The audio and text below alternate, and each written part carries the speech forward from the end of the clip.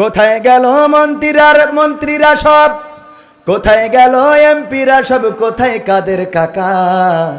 তাদের ছাড়া দেশটা কেমন লাগে ফাঁকা ফাঁকা। ঠিক না বেঠে? ফাঁকা ফাঁকা লাগে কি না? কত রকম কথা আমরা শুনতে পাইতাম, এখন তো সেই কথাগুলো শোনা হয় না। এই দেশেতে জন্মি, এই দেশেতে মরবো, পালাবো না। কোথায় পালাবো? পালাবো না, পালাবে না, যাই না তবু দেখা। ওদের ছাড়া দেশটা কেমন লাগে ফাঁকা ফাঁকা।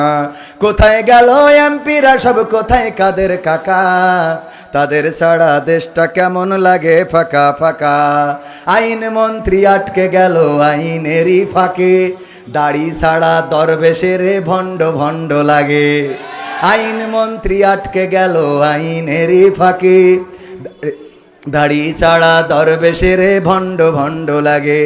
শুনছি কত নেতা নেত্রী খাইতেছে ভাই ডান্ডা, বিচারপতি কালামানিকের ফাটিয়েছে আন্ডা।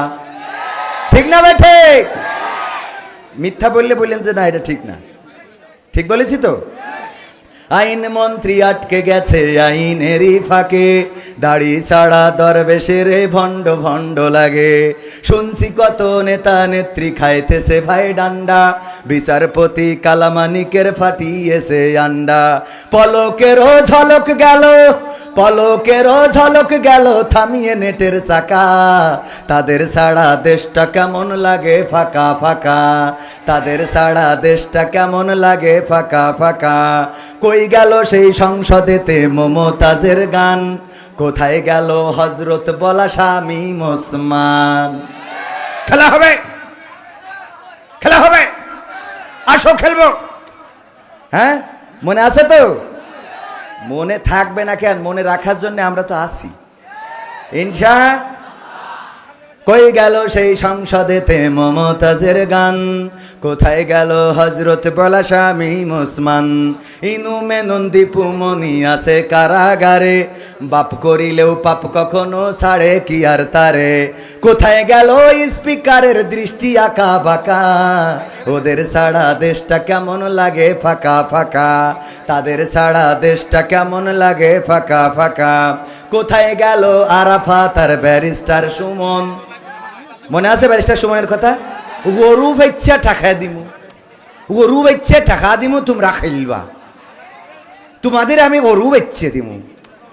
হ্যাঁ কই গেল সেই আরাফাত আর ব্যারিস্টার সুমন?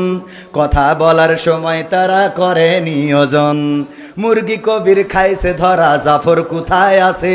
গোপনে কি সেও গেল মোদি দাদুর কাছে? ঠিক না ঠিক? যাচ্ছে না যাচ্ছে না? এক এক করে যাচ্ছে। কোথায় গেল আরাফাত আর ব্যারিস্টার সুমন? কথা বলার সময় তারা করে নিয়োজন। মুরগি কবির খাইছে ধরা, জাফর কোথায় আছে? গোপনে কি তারাও গেল মোদি দাদুর কাছে? কোথায় গেল এস আলমের কাড়ি কাড়ি টাকা? কথা কয় না? কোথায় গেল এস আলমের কাড়ি কাড়ি টাকা? তাদের ছাড়া দেশটা কেমন লাগে ফাঁকা। লাগে না লাগে না?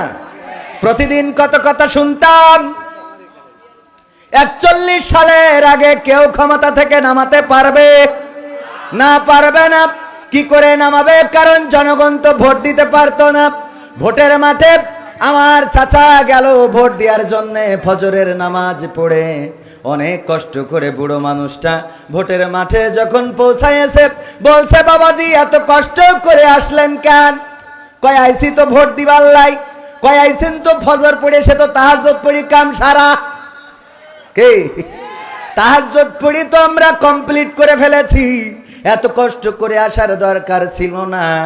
ও বাবাজি ঠিক আছে এসেছেন, ভালো কথা, চলে যান। বলতেছে তাহলে একটু আমার এই নখের মধ্যে দাগ কেটে দাও, তা না হলে বৌমা বলবে আমি ভোট দিতে পারি নাই, লজ্জায় পড়ে যাবে, একটু দাগ দিয়ে দাও। হ্যাঁ এই দাগ কেটে নিয়ে যখন যাচ্ছে, বলতেছে চাচা, চাষিরও আবার যেন পাঠায়েন না। চাষির কিন্তু চাষিও ভোট দিয়েছে, চাষির ভোটও দিয়া হয়ে গেছে। তো চাচা ভালো বুঝিনি যে চাষির ভোট দিল কি করি। চাচা বলছে বাবু তোমার চাষিও ভোট দিয়ে গেছে? তা দেখছে চাচার বুঝে নজনী, বলছে হ্যাঁ বাবা দিয়েছে, চাষির ভোট হয়ে গেছে।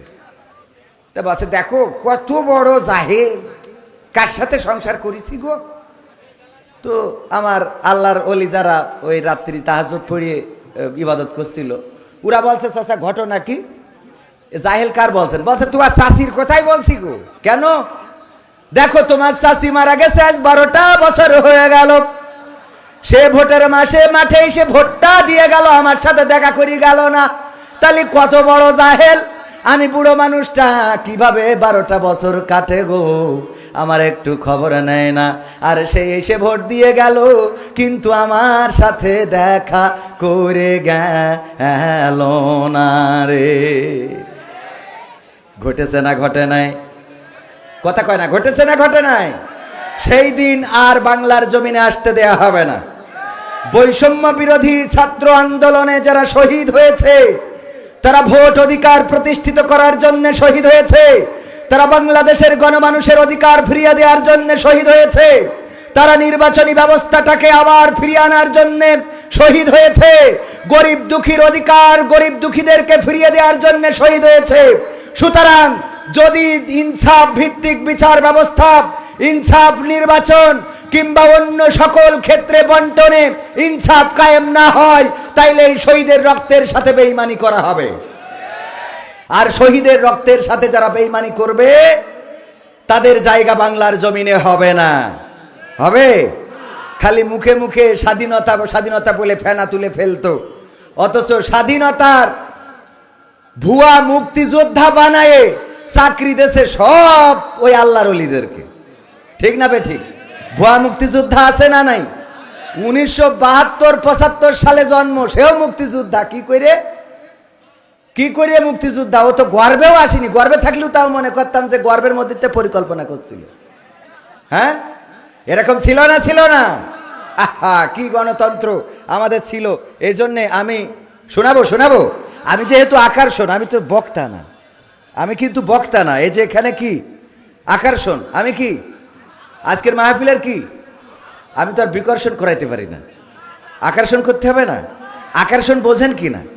আকর্ষণের কাজ কি? ধরেন আমার ভাইজানের একটা চিড়িয়াখানা আছে, তো এই চিড়িয়াখানায় কোনো পশু পাখি না থাকলে যাবে? তো চিড়িয়াখানা কি আকর্ষণ? আবার ভাইজানেরই চিড়িয়াখানা আছে কিন্তু পশু পাখি নাই, ভাই দেখার জন্য যাবে? এখন ওই চিড়িয়াখানায় যদি উল্লুক, ভাল্লুক, বাঘ, বান্দর এইগুলো আনতে পারে, লোক যাবে না? যাবে না? তাহলে আকর্ষণ কোনটা? হ্যাঁ, বুঝা গেছ তো? তাইলে আকর্ষণের কাজ হলো বাদর বা বানর খেলা যে দেখায়, ও যখন রাস্তা দিয়ে যায় তখন ওর দিকে কেউ তাকায় না, তাকায়? কিন্তু ও যখন বানরটা নিয়ে যায় তখন সবাই তাকায়, ঠিক না?